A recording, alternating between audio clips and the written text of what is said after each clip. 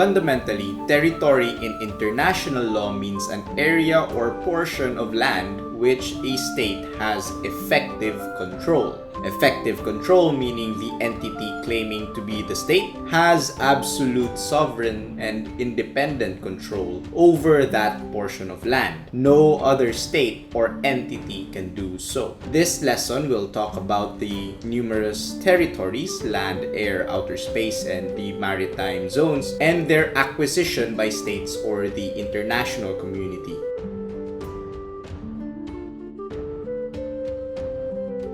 How does a state acquire territory? Well, through occupation, prescription, cession, conquest and subjugation, or accretion and avulsion. And as per the Island of Palmas case, effective control, or a state may independently perform sovereign acts, must be exercised. Moreover, since effective control is quite a relative term, the ICJ may determine this through a claims case, as what its predecessor, the PCIJ, did in the Eastern Greenland case. Occupation is acquiring land that is terra nullius, or territory that belonged to no state or has been abandoned by a prior occupant. However, as per the Western Sahara case, if there is a society that is socio-politically organized into entities like tribes under competent representatives like chiefs, and this entity occupies land, then that land is not terra nullius. An example of a terra nullius occupation is the occupation of the Australian continent by the British Empire, though this did not take into account the presence of the Aboriginal peoples at the time and is still to this very day highly controversial. Prescription is like occupation but minus the terra nullius aspect, meaning a state without interruption occupies land and exercises its sovereignty over that piece of land without the disturbance of other states and claimants. Cession is acquiring a territory through a valid treaty. This is what happened to the Philippines when it was transferred from Spain to the United States in the Treaty of Paris, and when Hong Kong was transferred from the UK to China. Conquest is taking territory through armed force. Conquered territory is fully absorbed by the conquering state when the war had ended, either through a treaty or through the absence of another sovereign's resistance. This is illegal today, however, note illegal, not impossible, as the use of force can only be used for self-defense or under the Chapter 7 powers of the United Nations Security Council, or the UNSC. And under UN sources like the Declaration of Principles of International Law Concerning Friendly Relations and Cooperation Among States, no territorial acquisition resulting from the use or threat of force shall be recognized as legal. Finally, a state may acquire territory through natural means. This is through accretion, or the gradual increase of territory, or avulsion, or the sudden loss of land like a volcanic eruption. Note that this must be under a natural process, meaning artificial methods which change the contour of one's territory do not count.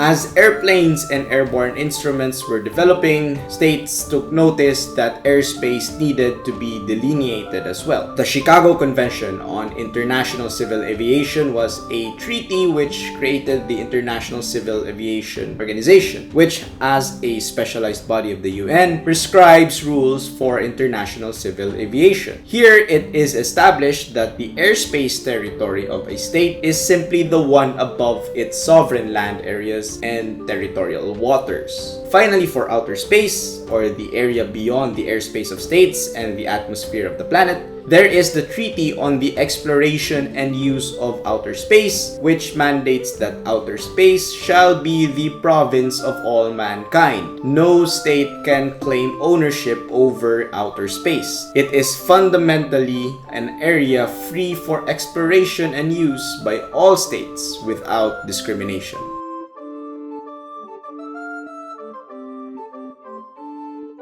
Territory also extends to the seas and the ocean. These are called maritime zones or boundaries, which are mandated by the UN's Law of the Sea Convention or the LOSC. Within these zones are different levels of sovereignty and sovereign rights for states. The baseline is where you start to measure your maritime zones. The Law of the Sea Convention uses nautical mile as a measurement for the distance of your maritime zones. Basically, the farther the zone is from the baseline, the less rights the coastal state has.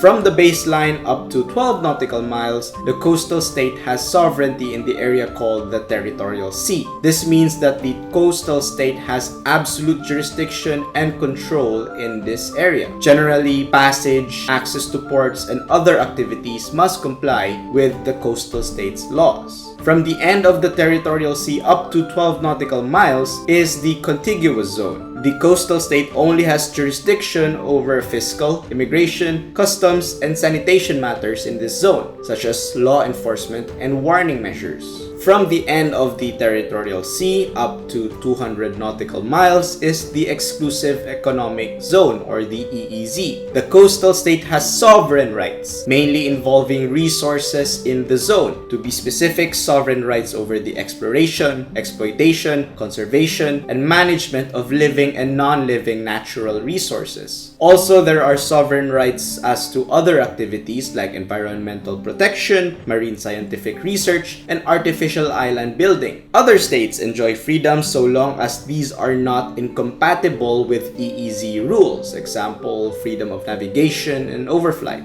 The coastal state also has sovereign rights under the EEZ, the seabed and the subsoil, also called the continental shelf, extending also to 200 nautical miles. The coastal state has sovereign rights to explore and exploit natural living and non-living resources in the continental shelf, like oil, natural gas, minerals, etc. And finally, the high seas or waters beyond national jurisdiction is open to all states in the international community so long as activities in it are for peaceful purposes. And underneath the high seas is the area. It is the seabed and the subsoil beyond national jurisdiction, whereby exploration and exploitation of resources are subject to the International Seabed Authority or the ISA. So, as to the maritime zones and boundaries, it is important to note the difference between sovereignty and sovereign rights. The farther you are from the coastal state's baseline, the less rights that coastal state has. From absolute sovereignty until sovereign rights over more or less economic and natural resources.